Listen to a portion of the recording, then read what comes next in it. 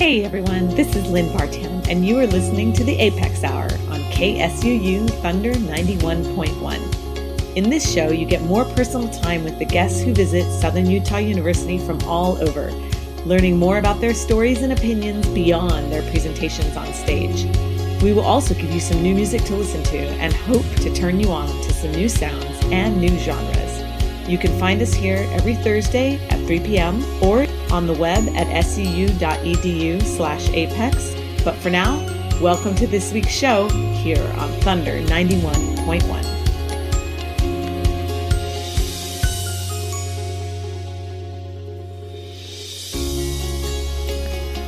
All right. Well, welcome back, everyone. Welcome to the A.P.E.X. Hour. It is homecoming week here at Southern Utah University, and we are so excited to be broadcasting this week and sharing our homecoming events with you. This is the second year in a row we have done an alumni spotlight for A.P.E.X. events. And what that means is we have some outstanding alumni here from SUU, and sometimes we get to invite them back to campus to give a presentation. And so today we are so happy to have Mvembe Disolele here with us, who was a student here at Southern Utah University and is now doing all kinds of amazing things. So welcome to the studio. Thank you very much, Lynn. Appreciate it. I'm so happy to have you here, and your talk was so well attended today. You're famous here. Well, thank you. And I mean, I could definitely read about your bio, but what I'd love to start is just kind of talking about the things that you've done since you left SUU. I know currently you're teaching at Johns Hopkins University. And so how did you go from Southern Utah University to where you are right now? Give us a little bit of an insight to your path. All right. Thank you very much, Lynn. It's a pleasure to be back in the city, SUU. This is home to me. And by way of where I've been, I graduated here. Like most students, I'd want to go to graduate school. And I chose the University of Chicago. Which was a change from city to city. Oh, yeah. It's a high level of intensity. It's south side of Chicago, both academically very highly rated, but also it's the inner city. It's a different pace of life. There's violence, there's the urban trepidation and everything else. I studied international policy, got a degree in public policy, but international policy. And while I was there, I took the time to be an intern at the Voice of America. Oh. So I did something similar to this. I was actually an international broadcaster during that time. I could take some lessons then. No, not at all. I read the news in French. It was called the French Service to Africa, VOA. So I did a lot of newsmaker interviews, also did a lot of affiliate relations. In those days, media and politics had just started being liberalized. The political space was opening up across the world. It was the collapse of the Berlin Wall, the many things that were changing. Right. So part of my job beside doing the news was also to build partnerships with various radio stations around the world, particularly in Africa. So created a few partnerships in South Africa, in Sierra Leone, in Liberia, in the DRC, the Democratic Republic of Congo, and so on. Came back to school, graduated, went back to DC. And then I worked in a couple of places. I worked for the State Department, doing interpreting, which was interesting because interpreting itself, people say you're just going from one language to another, but you actually find yourself in the midst of very important discussions. Right. Everything that is policy, whether it's politics, whether it's environmental protection, whether it's defense, whether it's anti-terrorism. So I end up doing a lot of things that I didn't even know existed before. I end up in Pittsburgh and learn about the Cuyahoga River caught fire in the old days when, you think of Pittsburgh, just another city with Heinz tomato sauce or something. But it turns out Pittsburgh has been a leader in environmental cleanup. I didn't know that. Yeah, there was a time when in Pittsburgh, people used to take 2-3 shirts to work. Because you wear your white shirt in the morning, by noon the shirt was all dark with all the suits and stuff. Oh, wow. But they did tremendous work. So it's an example. People come from around the world to go see what they can learn from Pittsburgh. I had no idea. Yeah. That's fascinating. Yeah. So did that. And then after a while, I left. I went to work in the international finance world. I speak Norwegian. I lived in Norway, went to school in Norway. So I was hired by a group called Thomson Financial. And I became a global research analyst in charge of the Thai and Norwegian and Scandinavian market, focus on Norway, working with pension funds, the TIA-CREF, you a teacher? Yeah. TIA-CREF, CalPERS, all those were my clients. I had to work to help them understand what the investment was like in different parts of the world. Yeah. So that was interesting because it was a cross-section of my international policy training, my political science training here at SUU, and also language skill sets. So it's one of those jobs when you come in the morning, you read the newspaper, your boss walks by, he says he's really working hard because you had to keep up with everything that was happening with the world. And I enjoyed that a lot, but I wanted to do something else. So I'd gone back to school after that, went back to Chicago. And you went back to Chicago? I went back to Chicago to study business administration. So this time I got a degree in international business administration and economics, international business and entrepreneurship. And during my time there, I took time off to go work in investment banking, first with Deutsche Bank in Madrid, where in a global equities research, my job was to follow development in Latin America. Argentina was just having a lot of trouble. And my job was to follow Spanish investment in Latin America. And then report every morning to the London office where our research team was so that our clients will have a sense of what was happening. But I also ended up spending a lot of time at the Bolsa in Madrid, which is the stock exchange. So as a lady, you probably appreciate it. So Zara, the big outfit. Oh, I know it well. So I used to follow companies like Zara. I remember going to the Bolsa to see when Zara will announce the result. I see. Now in Spanish, we say Sara because it's actually the name of the girl, the daughter of the owner. He named the company after his daughter. So I got kind of involved in that Spanish segment, the business side. But in Spain, it's also a very beautiful country. Allow me to travel a lot in the sub-region, spend time in Portugal, time in Spain, north and south and stuff. And came back to the States, worked for a consulting firm. This was after the collapse of Enron and everything else. And people were very scared to go to jail. So I worked for a group called the Corporate Executive Board. And they were known for best practices. So in my specific case, I was in engagement with CFOs and treasurer of Fortune 500 companies, which meant I travel a lot across the US, cover a lot of the Western region, but also regions like Florida.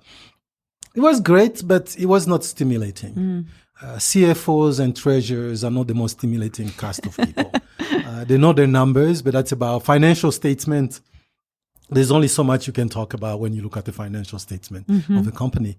So I left that line of business. I decided to invest fully in international affairs as an analyst. So since then, I've been covering conflict in places like the DRC. I was embedded with UN peacekeeping troops there. I've done a lot of work with Congress, work with DOD.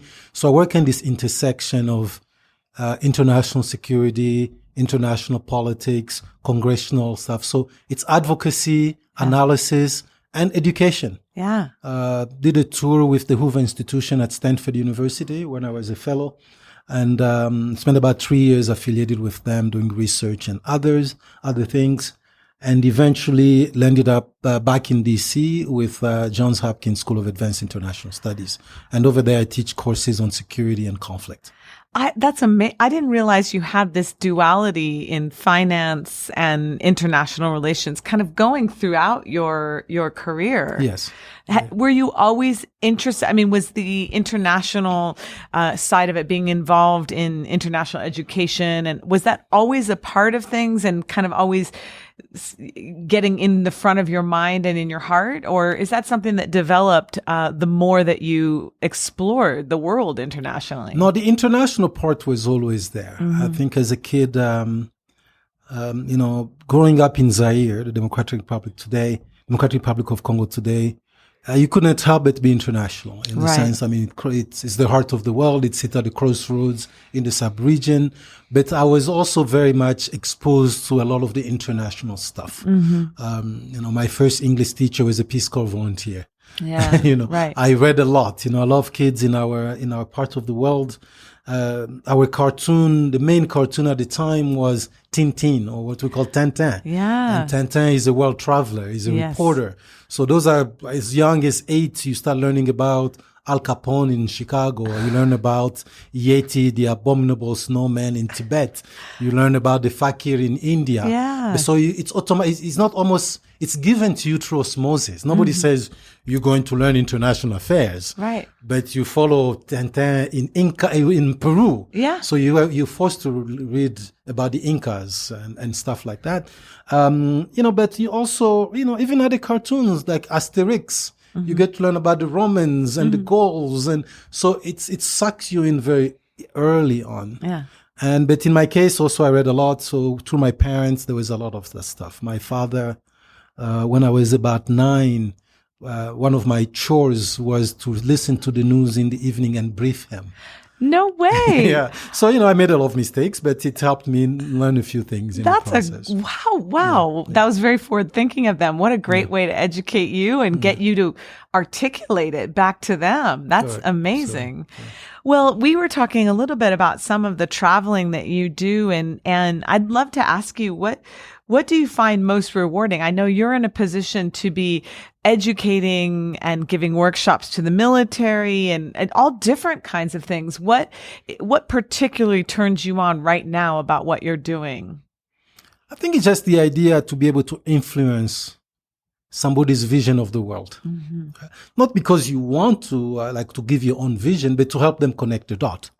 I mean, the world is full of smart people. Yeah. But smart people do not always connect the dot. Right. Because they see the world in a certain way. We are trained as humans to think in boxes and stuff.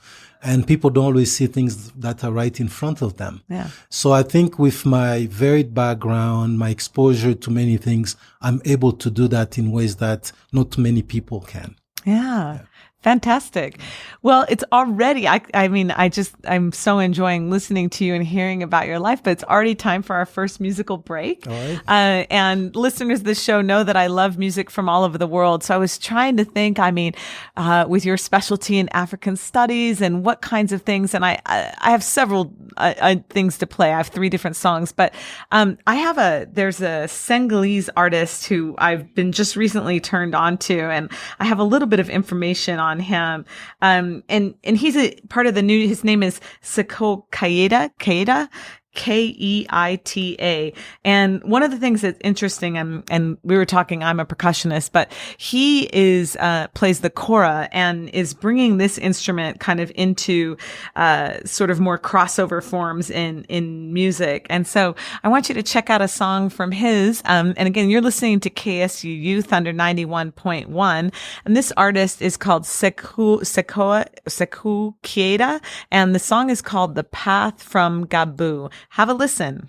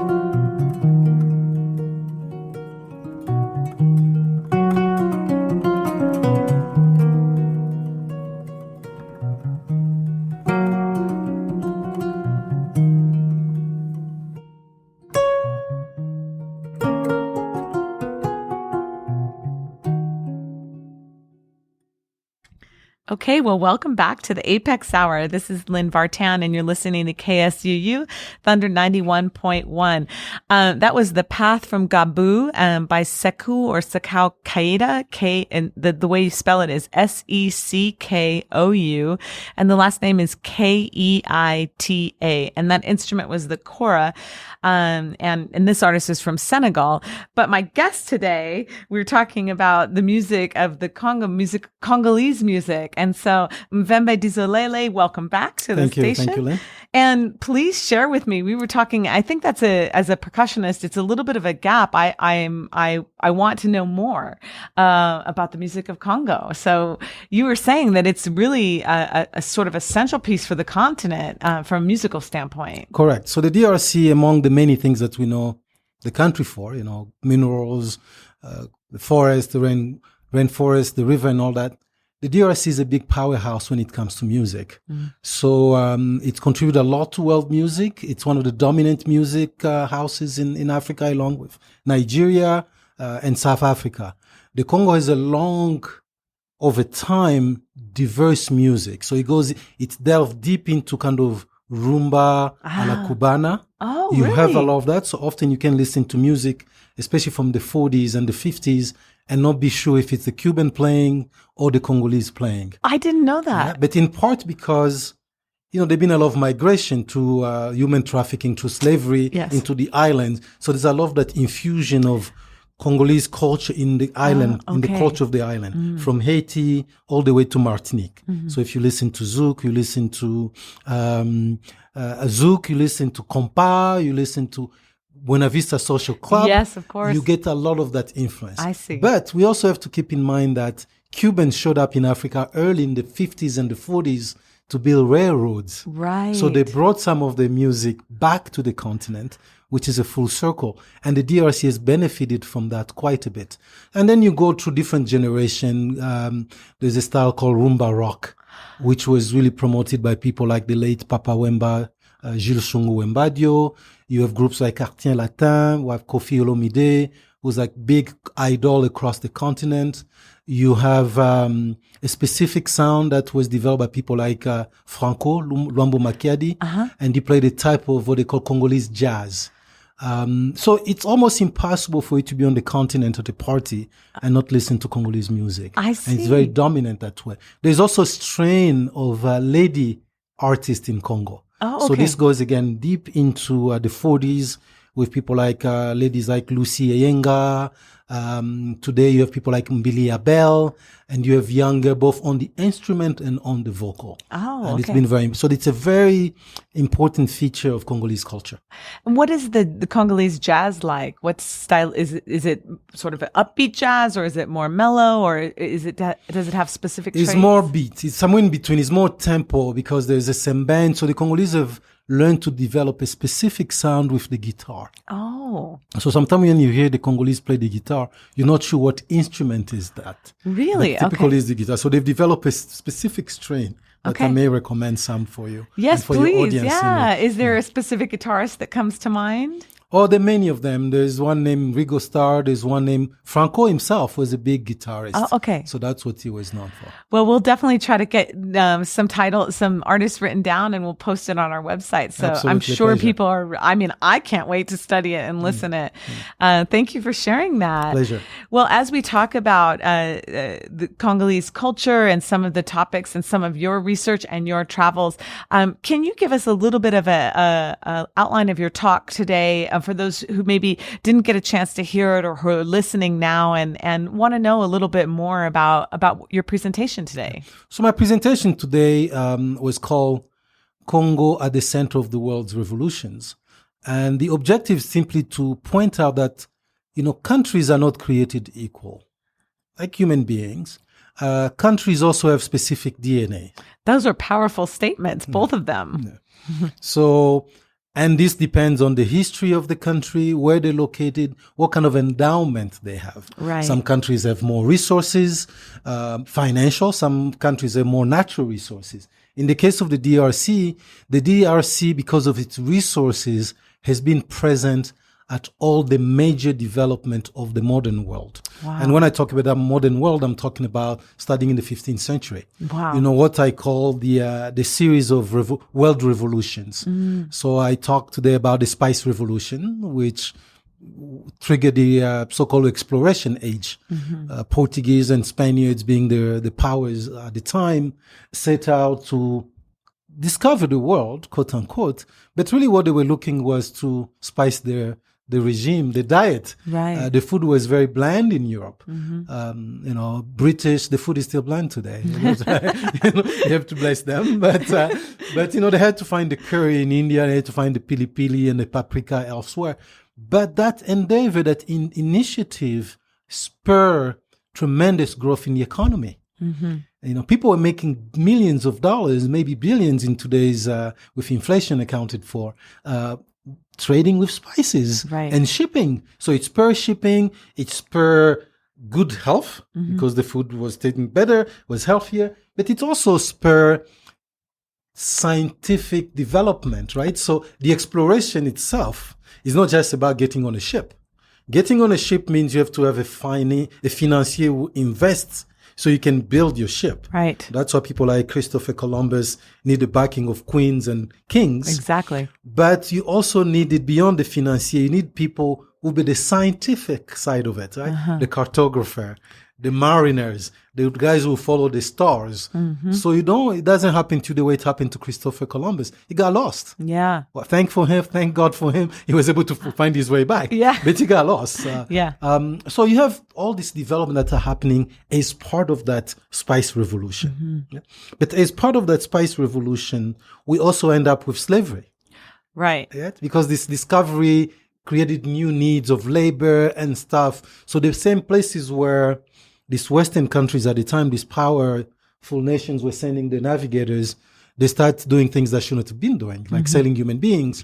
And but Congo, again, in that dimension was very key. Congo contributed about 25% of all Africans who came to the United States alone. 25%? 25%, wow. roughly, of all Africans who came to the United States are from the Congo region. So the contribution is huge.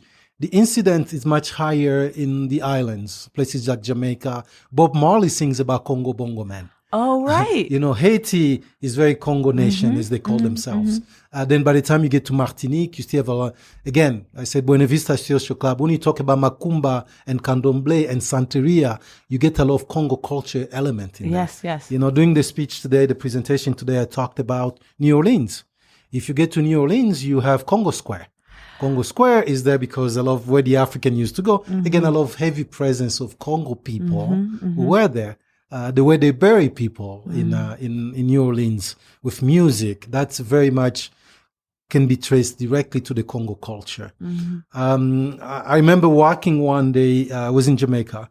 So I was just walking on the beach and met a fellow Jamaican guy. We exchanged pleasantry and start talking. And he asked, "Where are you from?" I said, "I'm from Congo." And he was so excited. He came across to shake my hand and he said in Jamaican patois, "You are the original man." Wow. I understand exactly what he meant. Yeah. So he meant like, you are my ancestor, where we came from the source. Yeah. Right? So this is stuff that we don't always connect dots to. Yes. But I also talk about the Industrial Revolution, right? Which is what spurred the technological side of things, which was fueled primarily through coal with the, steam, the train and stuff. But the other key part of the Industrial Revolution was rubber, because of tire, automobile, right, Ford and everybody else, right? Of course. And of course, rubber was not found everywhere in the world. A big chunk of the contribution to the economy of the time, we've gone from spice, now we're dealing with rubber. Yeah. And was in Congo. So we all have read about the Heart of Darkness, King Leopold's Ghost, or Apocalypse Now. Yeah. That story is Congo. So again, without rubber, we don't know what shape the Industrial Revolution would have taken. But what we know is Congo played a tremendous role in that. So you can go on. Today we're dealing, this was the same with World War II, the Manhattan Project with the atomic bomb, the atomic revolution. But the atomic revolution could not be possible without Congo, because uranium, specific type of isotope, for various type of premium uranium, That uranium is found in Congo and a few other places. But for sure, the 2 bombs that the US dropped in Hiroshima and Nagasaki were made with Congolese uranium. Yeah. So I always like to say that Little Man and Fat Boy were Congolese. They might have been made in America, but they were Congolese. Yeah, right. So, and today we're dealing with digital revolution. Our computers, our PlayStation, the material that is needed for that is coltan, tungsten, columbite. All those are found in abundance in the DRC. Yeah. And then finally, what I call the Tesla revolution, with the Elon Musk revolution. Yeah. Hybrid car running on batteries that you can recharge. It's driven by cobalt, and the largest producer of cobalt is Congo. Yeah. So again, I think different countries in different places in the world contribute differently. Some countries are very good in coming up with technological innovation. Right. Some countries are very good in financing things. Right. Well, some countries are good at producing what you need to change the world. Right. And the DRC is in that bracket. And how do you feel that, I mean, the support for this nation? I mean, I feel, don't you think we should be supporting the nation more, and how? I know that is such a huge conversation, but I'm sure that you have strong feelings about the support that is being offered to the nation now, and what could be changing in the future? I think we need to realize that the world now is much more interconnected than it's ever been, in part because of this various revolution, especially the Apple digital revolution and then this Tesla revolution. So that means people around the world are yearning for the same thing, namely freedom, freedom of expression, to be able to determine their own destiny in governance. And I think as the developed nations of the world need these resources, they need to be mindful of the welfare of all the people where these resources come from. We are better off when everybody can contribute in a way that is meaningful to them, to our world, as opposed to being the one who is exploiting others. Because when we exploit others, we're never safe. Our security is always in danger. We have to continue exploiting them so they don't rise up. Because when they rise up, then they deny us access to that stuff. But think about the give and take of it. If they can do their thing, they can work well, then we can exchange in much more meaningful way, and we can have win-win situation. Yeah. It doesn't have to have a zero sum, because I think so far we approach this stuff in a zero sum. Yeah. But zero sum doesn't work, with the environmental stuff, for instance. Today we talk about the thinning of the ice cap. We talk about water rising. We talk about the ozone layer thinning up. So global warming, there's X number of things that people in the north, in the greater north, meaning Western nations, can do. But Western nations don't control everything when it comes to global warming. Congo has large endowment of forests. In fact, people say Congo is the second lung of the world. Really? Yeah. So if the Congolese are not getting a fair share with their minerals and other stuff, villages and communities are forced to live off the farm, off the trees. Logging is not going to help people in the US. Right. So Canada alone cannot change the course of global warming. Yeah. You need places like Congo, places like Brazil. Brazil is the other lung of the world. So how do you engage them? I think we need to come up with solutions that are win-win and zero-sum. Great. Well, when we come back, I'd love to continue to talk more about those solutions and look ahead to the future and get your opinions on what things can change and how things can change. But in the meantime, we have another song for you. This artist is a young artist. This is more contemporary R&B, and her name is Ravine Lene, and this song is called Spice. She's been compared to like a combination between Little Dragon and Erykah Badu. So check her out and see what you think. This is the A.P.E.X. Hour, and you're listening to KSU Youth under 91.1.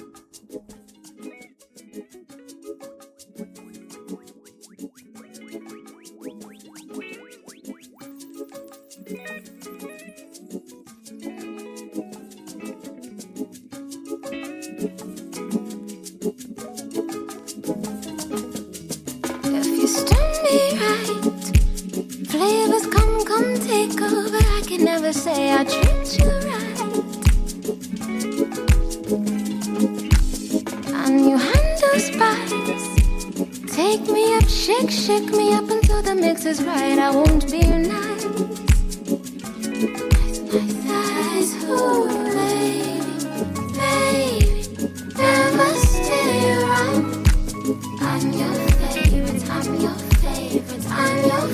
favorite song. Take me where I don't belong. Sweet, salty, spicy, sweet, sweet, salty. Sip me till I'm gone. I've heard you cry. Lies they come take over. I can never say I treat you nice. Can't treat you nice. Can't treat you nice. Look me in my eyes. Tell you I am wise. Tell me I advise. If you know what's right, baby, never stay around. I'm your favorite, I'm your favorite, I'm your favorite song. Take me where I don't belong. Sweet, salty, spicy, sweet, sweet, salty. Sip me till I'm gone, gone, gone, gone, gone, gone, gone, gone, gone, gone, gone, gone, gone,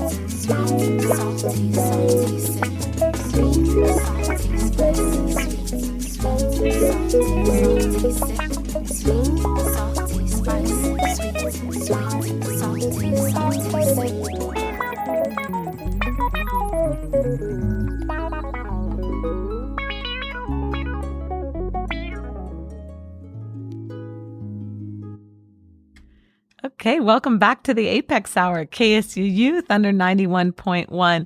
I love the ending of that song. That song is called Spice. And originally I said Ravin, but I think that her name is probably pronounced Raven, R-A-V-Y-N. Last name is Lene, L-E-N-A-E. And again, that song was called Spice. So we're back here in the studio and we're celebrating our great alumnus, Mvembe Disolele. Welcome back. Thank you, Len. Pleasure. We were talking over the break while the song was playing about how interested I am in your work as an interpreter.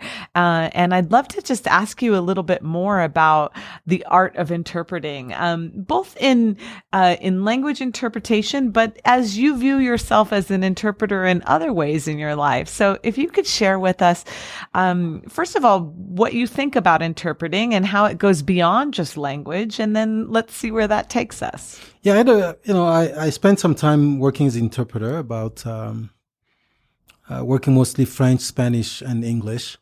And it's a very challenging, because interpreting is not only stuff you learn, but you also have to have a gift for it.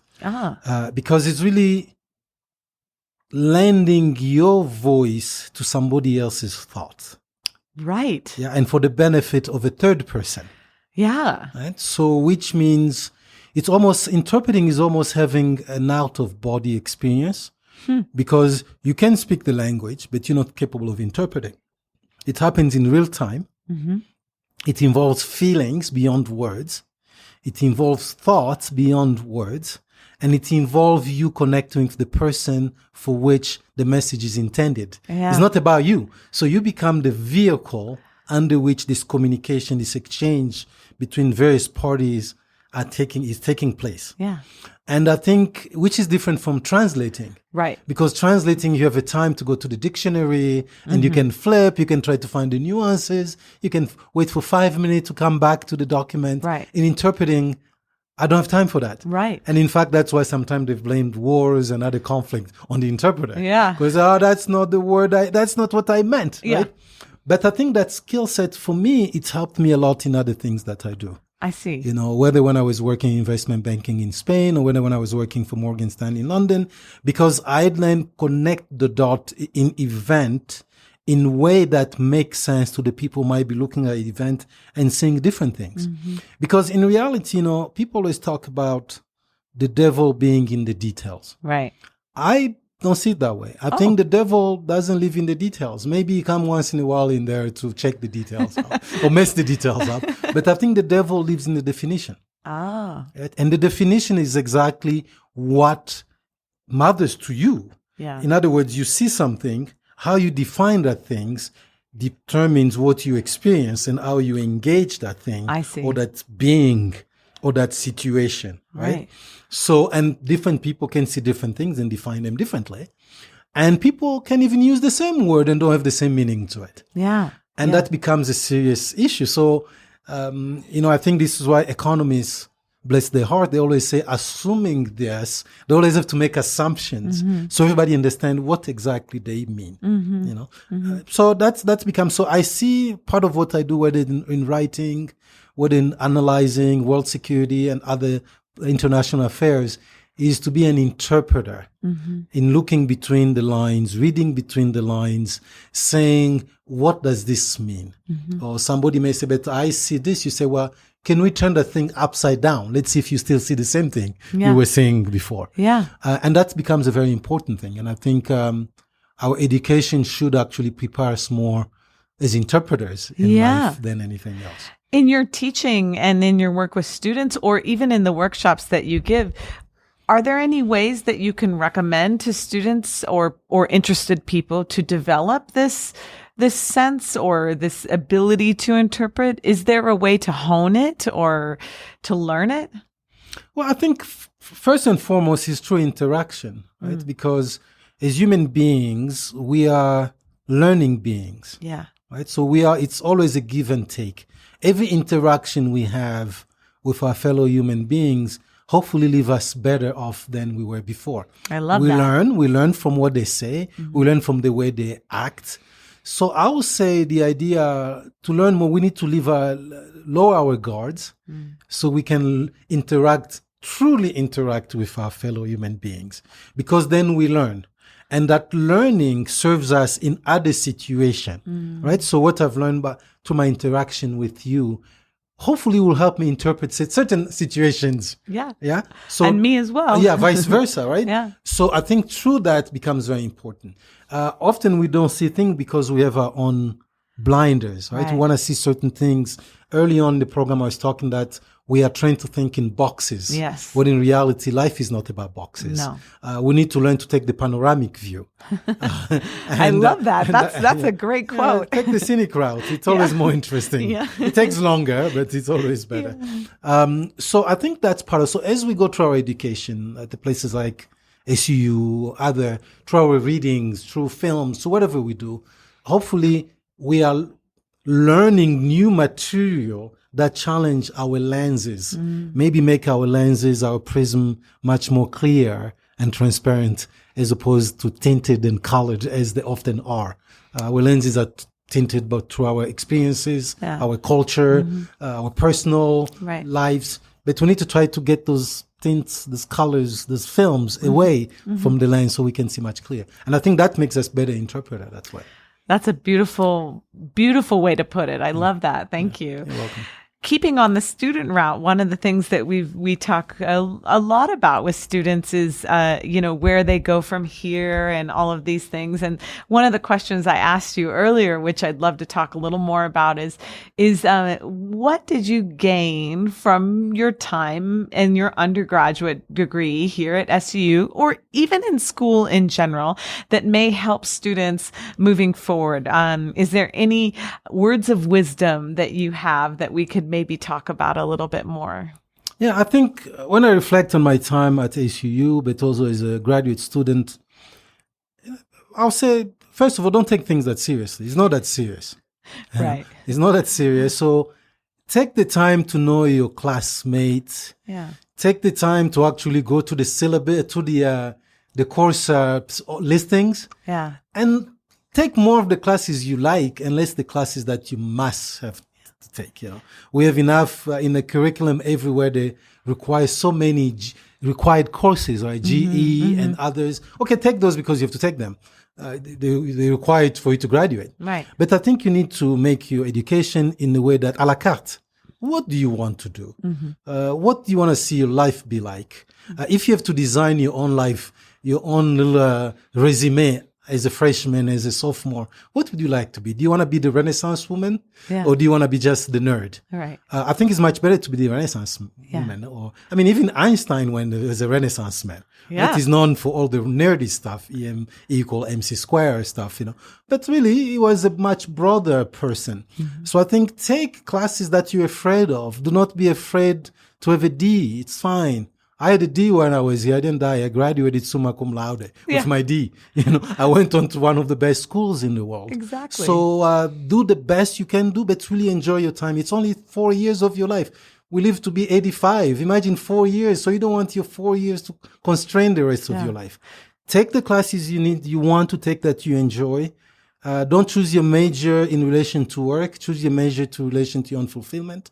Because most people in life don't do what they went to school for anyway. Well, I'd love to kind of zero in on that a little bit. It's sort of tying in very nicely with some of the discussions we had last week where we were talking about the workforce and how, a lot of the specifics can be trained by companies. But what companies are looking for is a complete person, somebody who has this sort of not Renaissance, but this Renaissance man, Renaissance woman kind of attitude and the ability to think and communicate. Would you say that's true for how you think as well? Absolutely. I think today companies, professional situations, consultancies are not looking for cookie cutters. Right. So you don't want to be like somebody who just came out of an assembly line with your bachelor's in political science. You want somebody who's had a degree in political science, but who knows a lot about what happened in music, who knows how to do pottery, who can talk about the stuff when they're sitting on an airplane with some woman who is a percussionist. Yeah. And talk about the sound of music and stuff. So it becomes important because companies are looking for value added. Yeah. You don't want to be a cookie cutter because you want to be you. They're looking for unique. Your unique you. And your unique you make you competitive. Right. In other words, you want to be as irreplaceable as possible. It's very difficult, but you want to be that. So they can say, oh, she does X, Y, Z so good in the way that we don't have many people who do that. So being this kind of versatile individual with your degree in political science or your degree in French allows you to transcend different words. And the employment world, the professional world itself is so dynamic. People now don't hold the same job for 30 years. They change a lot of jobs and jobs are mutating and changing. So the more versatile you are in your exposure, in your education, the more probably flexible you will be and competitive going down your life. So to me, the advice, if I had to do my education at places like SUU, I'll probably take a lot of writing classes, for instance. I did take English composition. It's great. I think I write okay, but doing more of that would be interesting. Maybe write more for the Thunderbird. Maybe do a couple more communication and broadcasting classes. Come here, spend time at the radio station as a volunteer. Yeah. I end up doing broadcasting for the Voice of America. Yeah. It turned out okay for me, but I had another set of skill that I didn't develop here. And it would have been good if I had, for instance, done radio while I was here. Take some theater classes. Go act over there. This is the Shakespeare capital of the world. So the many opportunities here, it's only 4 years. There's only so much you can pack in there. But don't cheat yourself. Yeah. I just think that that goes a long way. And don't worry too much about grades. Grades, they will not matter 10 years after you leave school. Right. You need to graduate, so it's good. Of course. Graduate and be the best at what you do, but they should not be the only factor. I'm so glad that you emphasized that. I talk to my students and I talk to my team a lot about learning all these different skills and cobbling them all together because, I know in my life, it sounds like in your life as well, all these different things have come to make you an indispensable member of teams or departments. And that's it. It makes you unique. It makes you marketable. It makes you valuable. Yeah. And people are looking for unique people. We all like that unique guy, unique lady of, oh, she's so cool. Yeah. But it's because of a certain things to add to our lives. Right. We're not competing. We don't want to be carbon copies, but we just want to be us. Right. And I think we're endowed with different skill sets, and we need to develop those, our various talents. Yeah. And genius sometimes fail at school. Yes. Genius don't always have PhDs. Exactly. Yeah. Well, I can't believe we are already nearly out of time, which is amazing. We could have spent hours and hours, but I have one question that I always ask. Everybody who listens to the show knows it's kind of one of these things where we ask it every week, and it's an easy question, and it's what's turning you on right now, which means it could be a book or a TV show or a song or an artist or a podcast or a movie. It doesn't have to be anything academic. It's just kind of another way for somebody to get an interesting little personal take. And so I'd love to ask you, outstanding alumnus for 2018, Mvembe Disolele, what is turning you on this week? This week, I'm just teaching. Ah. I mean, I'm here, of course, I teach every week my classes. So once a course started, I'm so connected to my students.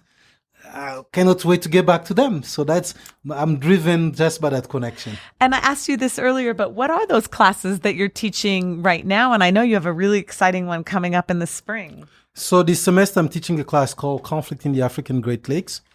It's a graduate level course, so graduate masters and PhDs. And we deal a lot with conflict in the sub-region of Africa that is known the Great Lakes, Eastern Congo, Rwanda, Burundi, issues of genocide, issues of ethnic violence, politics of exclusion, and all that stuff. It's part of this international relation package. And next semester, I'm teaching a course called Africa Security Challenges, Governance, the Military, and Insurgencies. And that cross-continent, so we deal with terrorists, Al-Qaeda in the Maghreb, Boko Haram in Nigeria. We deal with Al-Shabaab. We deal with armies of Africa, how they deal with. We deal with European armies, Western armies, how they engage in Africa, the U.S. Africa Command. We deal with youth discontent. You have a lot of riots across the continent because of youth not having access to employment, to education. We deal with the mismanagement or management of natural resources. We deal with women empowerment. Literally, what makes this world either work or fall up in flames, right? So, but fascinating stuff. Grad students, my students come from around the world, from different perspectives. I have a lot of military officers who are on the way to becoming defense attaches around Africa, former Peace Corps, former NGO type of thing. So it's a combination of everyone. And that stuff I find very exciting, talking about what turns you on. The idea that you can, you teach, but you learn a lot from your student. They bring their own set of experiences as they come to the classroom as well. Well, thank you so much for spending this time today. It's been an honor to have you on campus, and welcome back to SUU. And we will all be following your career as you move forward in your life. Thank you very much. This is home, so it's a great honor to be here. Well, we'll look forward to having you back again soon. But for now, we're going to say goodbye from the A.P.E.X. Hour, and we'll see you next week. Thanks so much for listening to the A.P.E.X. Hour here on KSUU Thunder 91.1. Come find us again next Thursday at 3 p.m. for more conversations with the visiting guests at Southern Utah University and new music to discover for your next playlist. And in the meantime, we would love to see you at our events on campus. To find out more, check out suu.edu/apex. Until next week, this is Lynn Vartan saying goodbye from the A.P.E.X. Hour here on Thunder 91.1.